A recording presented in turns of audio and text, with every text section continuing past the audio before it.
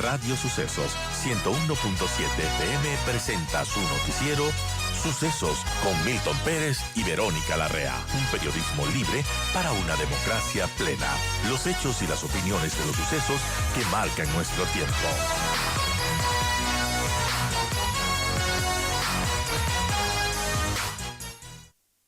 Gracias por acompañarnos, doctor. Cuéntenos cuál va a ser el pronunciamiento que van a tener ustedes hoy. Muy buenos días, Milton. Un saludo a usted y a todos quienes nos siguen.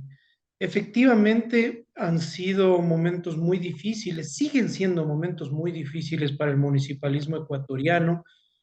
Eh, Son 20 personas allegadas al municipalismo que han sido asesinadas en los últimos meses entre funcionarios municipales, concejales y alcaldes, sin contar 12 atentados en donde alcaldes y alcaldesas han sido víctimas gracias a que no han recibido impactos de bala letales, no han fallecido. Es decir, así no se puede trabajar. Y es por eso que nosotros, a través del presidente de AME, Patricio Maldonado, hemos insistido por tercera ocasión al gobierno nacional levantar un análisis de riesgo a las autoridades seccionales. Un análisis de riesgo no es más que un estudio en donde se pueden determinar posibles amenazas, posibles llamadas extorsivas, posible presencia de estos grupos de delincuencia organizada para prevenir atentados como lo que usted menciona. Enlutó al municipalismo ecuatoriano hace un poco más de una semana con el asesinato de la alcaldesa de San Vicente. El día de hoy, usted lo ha mencionado, se reunirá el Consejo Nacional de Alcaldes y Alcaldesas del país con dos puntos principales. Uno, la posición y el análisis de estos temas de inseguridad que se están viviendo en las municipalidades. Y el segundo, que también es muy grave, el tema financiero, el tema de recursos que no llegan a las municipalidades ecuatorianas de parte del gobierno central, y eso está complicando la gestión y la garantía de servicios, de obras e incluso de necesidades básicas que tienen que atender los municipios del país. Ahora, ¿ustedes sienten que las autoridades seccionales están desprotegidas por falta de preocupación del Estado? Mire, la competencia de la seguridad integral es del Estado ecuatoriano. ¿Sí? Si bien los municipios del país podemos coadyuvar, podemos apoyar en un plan de seguridad, eh, sin embargo, quien debe garantizar la vida, el derecho a la vida, es el Estado, la fuerza pública. Y si nosotros, repito, levantamos con estos análisis de riesgo a los 221 alcaldes y alcaldesas del país, podríamos a lo mejor determinar posibles amenazas a que no sucedan estos atentados. Sabemos que algunos alcaldes tienen en este momento respaldo de la fuerza pública, otros han pedido, sus solicitudes no han sido atendidas, no ha sido ni siquiera hecho un estudio de análisis de riesgo, otros tienen seguridad privada, porque por su gestión mismo están expuestos a veces a estos grupos de delincuencia organizada que quieren enquistarse o que quieren ingresar a las instituciones públicas, quién sabe con qué fines, ¿no? Es por eso que no podemos normalizar que ningún ecuatoriano o ecuatoriana sea asesinado, peor aún, una autoridad local. No puede ser parte del paisaje que se asesine a un alcalde, a una alcaldesa y que no se haga nada. Tenemos que tomar cartas en el asunto, pero depende de quién maneja la fuerza pública, quién maneja la inteligencia, quién maneja el control del músculo económico o quién hace seguimiento del músculo económico de la delincuencia organizada, la unidad de análisis financiero, el SRI, el CERCOP, que son entidades de control que pueden determinar en casos, por ejemplo, de que contratación pública quiera ser cooptada por grupos de delincuencia organizada. Son las 8 de la mañana con 32 minutos. Ha estado hablando con Homero Castañer, director ejecutivo de la Asociación de Municipalidades Ecuatorianas. Yo he escuchado a autoridades de gobierno decir que no tienen el recurso ni económico ni humano suficiente como para dotar y atender las solicitudes de los alcaldes de recibir protección policial?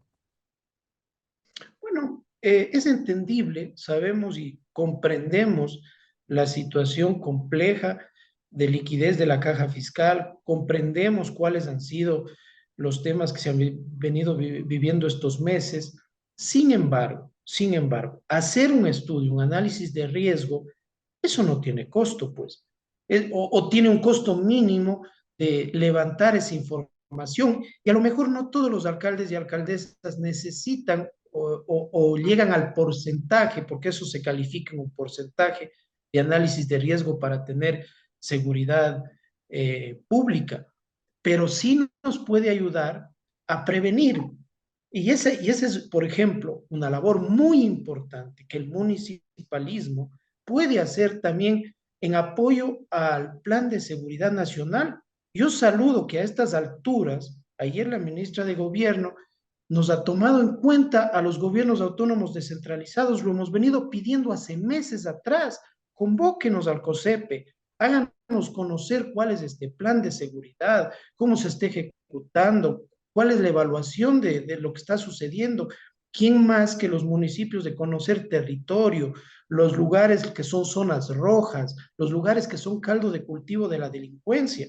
Acabo de revisar anoche este plan de, de, de gobernanza local y seguridad ciudadana presentada por el Ministerio del Interior hacia algunos alcaldes. eh, Muy importante que se articule este tema con todos los niveles de gobierno, pero veo que en esas 20 páginas falta dos temas muy importantes: plazos de ejecución, en qué tiempo se va a dar, y segundo, recursos. Le comento, Milton, y a la ciudadanía, que terminó ya el mes de marzo y este momento la deuda del gobierno central con las municipalidades del país sobrepasa los 1.300 millones de dólares. ¿Qué Es pasó con el decir, plan de pagos y el acuerdo que llegaron hace algún tiempo? Incluso hubo una amenaza, recuerdo, una advertencia en diciembre, de que si hasta el 15 de enero no se ponen de acuerdo, efectivamente iba a haber una movilización del AME.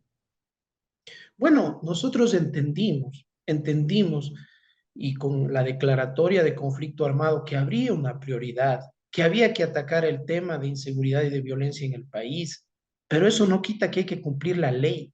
Y la ley dice que mensualmente el 21% de ingresos permanentes y 10% de ingresos no permanentes del presupuesto general del Estado tiene que ser transferido a los GATS.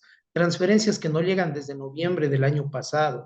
Hay municipios que no pueden pagar sueldos del año pasado, que no pueden pagar el IES, que no tienen para combustible, que no tienen para movilización de logística de la gestión propia de los municipios, peor aún para hacer obra.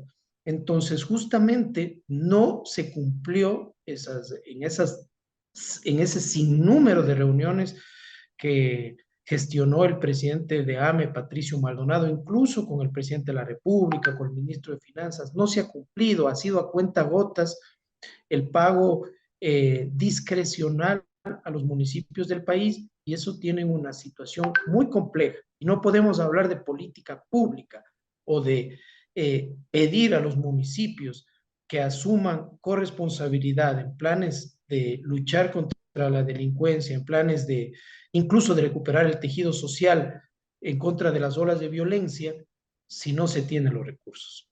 Ahora, escuché también a funcionarios del gobierno decir que cuando se incremente el IVA van a tener un poco más de holgura económica y se empezará también a cumplir ese tema. Esto está dentro de las posibilidades, obviamente, pero ustedes tienen alguna certeza de que así vaya a ser. Ya, el IVA es recaudación líquida diaria. Mire, la Asamblea Nacional, al aprobar estas leyes económicas urgentes, le dio la posibilidad al gobierno de tener este oxígeno para mejorar la liquidez de la caja fiscal. Es decir, de aquí a futuro, con estas recaudaciones, ya no debería haber pretexto para empezar a ponerse al día con quienes llegan con obras y servicios en territorio. No hablamos de cosas menores, Milton. Los municipios son los que dan agua potable, saneamiento, control del tránsito, incluso garantía de derechos a través de las juntas cantonales de protección de derechos se protege a niños, niñas, adolescentes, a mujeres víctimas de violencia. Tal vez en ciudades grandes no se siente lo que se está viviendo en el 80% de municipalidades que son pequeñas, en donde no llegan los recursos. Las municipalidades grandes tienen otros ingresos. Y por eso le voy a contar uno de los temas que vamos a impulsar. Existe un proyecto de ley presentado por el entonces asambleísta Henry Kronfle, ahorita presidente de la Asamblea, que ha sido un defensor del municipalismo. Él fue, por ejemplo, el autor del proyecto de ley a que el IVA se quede en los gobiernos autónomos descentralizados. Hay un proyecto de ley que está listo para segundo y definitivo debate, es decir, ya está el informe, solo que se ponga en el pleno y se vote, y que garantiza los recursos a los gobiernos autónomos descentralizados directamente, sin la discrecionalidad que se está viviendo el día de hoy, que tiene complicado, repito, a la gestión en los territorios del país. Bien, hablemos un poco, nuevamente volvamos al tema de la seguridad que está atado con la fluidez de dinero, de recursos que se pueda tener para garantizar mejor seguridad para los funcionarios de los municipios. Eh, los datos, ¿cuántos funcionarios tienen, cuántos alcaldes tienen protección en este momento y cuántos han solicitado, están pendientes? Bueno, este rato aproximadamente esta información es delicada. 30 alcaldes y alcaldesas tienen este rato seguridad pública. 45 han solicitado todavía sus eh, solicitudes, no han sido atendidas. Hay otros que tienen seguridad privada, ¿sí? Y lo que nosotros pedimos, repito, es más allá de que se dé o no se dé, que se haga este análisis de riesgo. El análisis de riesgo es la posibilidad de tener alertas tempranas para que no suceda lo que sucedió con Brigitte García, que a lo mejor pudo haberse evitado. Ahora, los ataques, tenemos el asesinato de la alcaldesa de San Vicente, el asesinato del alcalde de Manta. En campaña vimos cómo un candidato a la alcaldía de Salinas, por ejemplo, fue asesinado, candidato a la Puerto alcaldía López de también. López asesinado. Es decir, 22 funcionarios locales, incluidos 2 alcaldes, han sido asesinados desde 2023. Bueno, es un dato no menor, es un dato alarmante.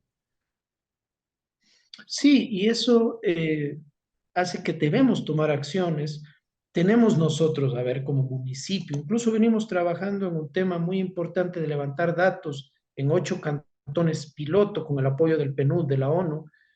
Tenemos nosotros los datos de cuáles son los cantones, y también debe tenerlo el Ministerio del Interior, cuáles son los cantones más violentos del país, los cantones en donde mayor muertes por cada 100.000, asesinatos por cada 100.000 habitantes existe, y allí es donde se debe actuar y hacer el trabajo focalizado, sin tener, por ejemplo, o subestimar que pueda suceder en otras regiones del país, pero por ejemplo en la costa ecuatoriana Están es donde identificados mayor claramente, doctor, están identificados claramente. Mire lo que pasa en Durán, por ejemplo.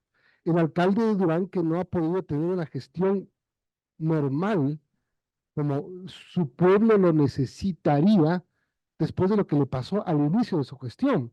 Es decir, y si vamos a hacer pasó en Balsar también comparar al los casos, principio de la anterior semana. está Le claramente, balearon la casa al alcalde de Balsar. claro, está claramente identificado cuál es la zona, cuáles son las zonas, están identificadas cuáles son los cantones más peligrosos. Allá es donde se tiene que actuar. Así es, mire, y hemos visto, es público con estos casos que está investigando la Fiscalía, que la delincuencia organizada ha cooptado o se ha enquistado o quiere enquistarse a todos los niveles de instituciones públicas.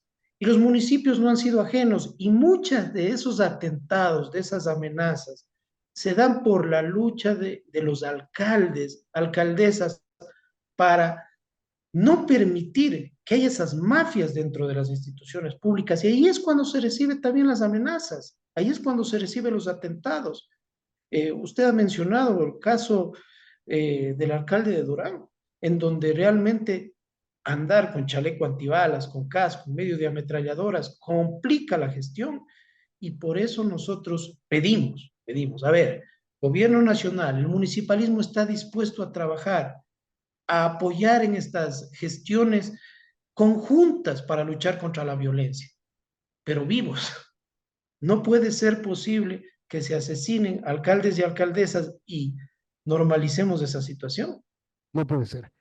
Gracias por habernos acompañado. Y este tema es no menor, es un tema bien importante, la seguridad de los alcaldes del país y también las transferencias pendientes del gobierno central. Homero Castañeda, gracias por acompañarnos. Homero Castañeda, director ejecutivo de la ASO de Municipalidades Ecuatorianas. Buen día. Gracias a usted, un lindo día.